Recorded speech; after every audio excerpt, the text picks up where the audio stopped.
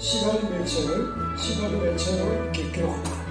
여러분. 선 이분과 버슴 3 한국미 4 김병종 스타일 6 텍스트 콘텍스트 7 김병종의 3중 언어 정감 언어 9 김병종의 3중 언어 신체 언어 11 김병종의 3중 언어 무법 언어 14 제3의 미술 14 열어 선 다나 김병종 선생의 작품에서 내 가능성을 본다. 그 첫 번째는 작가로서의 가능성과 성취이다. 두 번째로는 동양화 혹은 한국화의 장르에 대한 진단과 전망이다. 세 번째는 작품에 내재하는 감수성과 공감대에 대한 원형적 접근이다. 그리고 그 네 번째는 한국 미술의 세계화 가능성이다. 이 땅의 작가들이 세계의 무대를 향하는 정신과 자세를 대변하고 있다. 동양 정신이 21세기를 주도하리라는 한국 지식인의 선언적 진단에 미술이 앞장선다는 다짐일 것이다. 한백연구제 단댄스 종합연구소 미래연구소의 델파이 공동연구에서 문화예술인 300인에게 동양 문명이 탈근 대세계의 보편 사상이 될 수 있느냐고 물었다. 일본인은 긍정 37.5%, 중국인은 부정 78%, 한국인은 긍정 90%였다.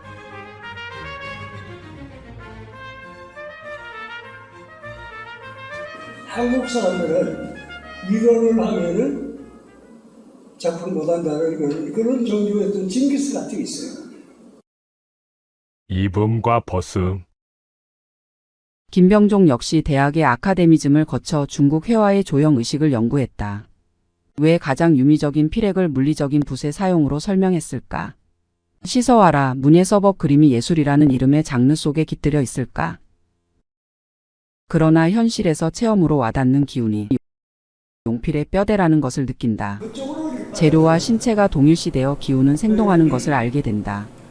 그래서 그는 벗는다. 입어본 자의 벗음이다. 한국 회화의 조형 의식을 그제야 연구한다. 석도는 화보에서 산천이 그에게서 태를 벗는 단계와 산천에서 자신이 태를 벗는 의경의 단계를 상정한다. 김병종에게 옷을 입는 것은 산천이 그에게서 태를 입는 단계라면 옷을 벗음은 산천의 태를 벗는 것이었다.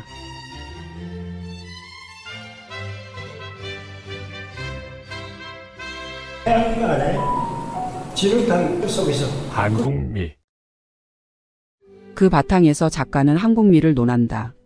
수수하고 덤덤하고 텁텁하고 훈훈하고 따뜻한 한국미가 반영되었다고 생각되는 분청사기와 토장곡 맛 토담 장판에 허수룩하고 소박한 한국의 맛에서 한국적 미를 찾는다. 그러는 어느 순간 김병종은 반 넘어 평생을 바쳤던 지필목을 버린다. 스스로 개발한 한국성의 한 꼬투리를 접는다. 그 경지를 위해 그는 반 넘어 평생을 바쳐왔었다. 벗음이 있어 입음이 귀하듯 김병종의 깨달음도 그래서 값지다. 세월이 지나면서 더욱 애절하게 가슴을 뭉클하게 하는 감동의 언어에서 그는 환경과 원형 공간을 생각한다. 인간의 전행에서 생태계의 친구들이 죽어가는 문명에서 청산에 살리라는 원형적인 욕구가 잔잔히 용솟음친다.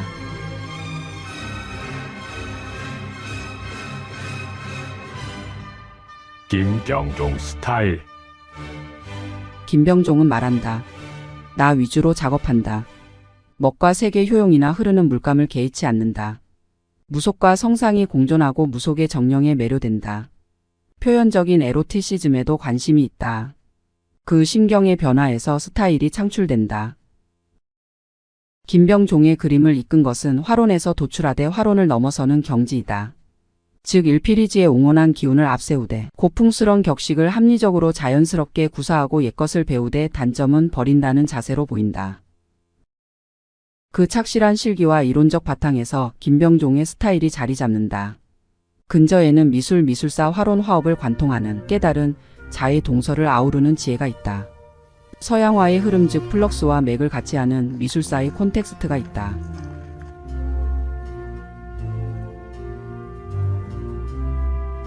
텍스트 콘텍스트 김병종은 콘텍스트화한 텍스트를 콘텍스트로 돌린다라고 말한다. 콘텍스트는 문백 혹은 원문이다. 미술사의 도도한 흐름 속에서도 고구려 벽화의 응원한 맛, 조선 문인화의 담백한 맛, 민화의 화사한 맛이 콘텍스트이다. 텍스트는 화론에서도 골법 용필과 기운생동을 꼽는다. 골법 용필은 형상을 뼈대 있는 필선으로 그린다. 기운생동은 생명력을 극대화하는 화면에 살아있는 질서의 뜻이다. 격정과 다사로운 서정성이 일체가 된다. 골법이란 김병종 자신과 그 인식체계이다.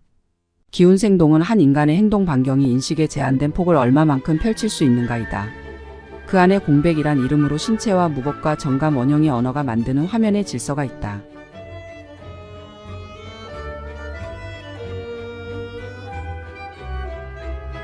김병종의 삼중 언어 정감 언어. 김병종은 닮지 않은 닮음이라는 정신의 닮음을 표상하기 위해 석도의 세계를 표방했다. 석도는 필묵이 만나 자욱하여 혼돈이 생기나니 이를 피하여 신령스런 상과 생동하는 물과 생기 있는 숲과 뛰어난 사람을 만든다 했다.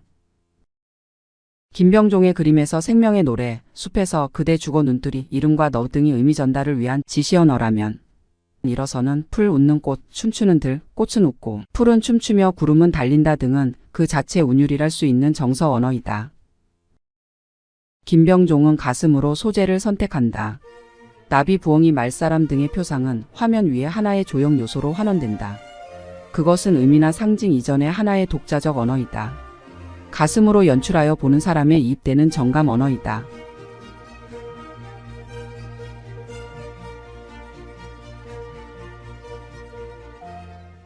김병종의 삼중 언어 신체 언어.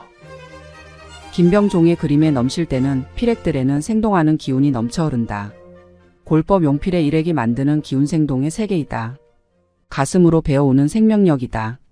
생명력을 배어들게 하는 김병종의 행위를 포용한다. 화면과 대결한다. 자연과 물과 내가 일체가 되어 생명의 노래를 대합창하는 것이 그의 생동이다. 그래서 그는 화면으로 돌진한다. 호흡을 조절한다. 고함을 지르며 달려간다. 쏟아붓는다.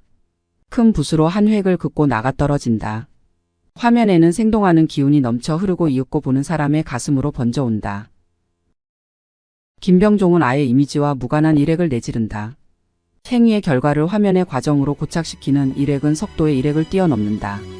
왕읍의 초현실적 화면 구성보다 광태사학의 초월적 경지에 가깝다.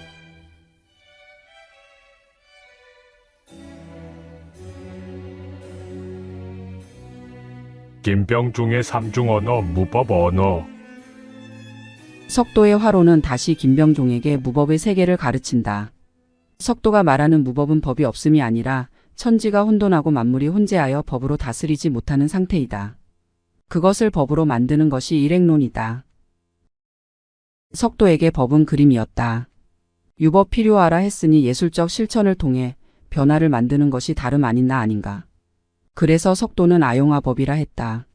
나는 나의 법을 쓴다 라는 말이다. 김병종은 그 나의 법을 법이 있으면서도 법이 없는 세계로 승화한다. 석도가 말한 닮지 않은 닮음이 그것이다. 그렇게 신체 언어와 무법의 언어가 초월적인 기상으로 화면을 채우면서 화면은 완성된다.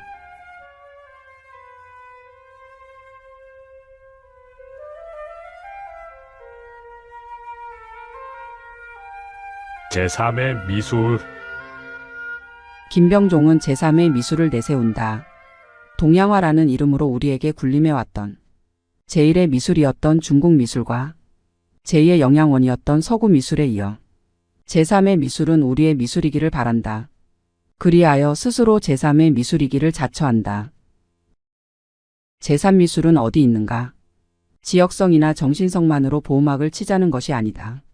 가장 약한 목소리로 가장 강한 주장을 담자는 것이다. 우리의 귀가 아니라 세계인의 입을 통해 확인된 것이 제3미술의 범주일 것이다. 너무나 당연하고 너무나 흔해서 눈길을 주지 않았던 우리 것이면서 김병종이 각고의 세월로 다시 빚어낸 제3미술의 경계일 것이다. 레퍼런스 즉 정거를 의식을 가다듬어 조금만 펼쳐도 보이는 우리 것이었다.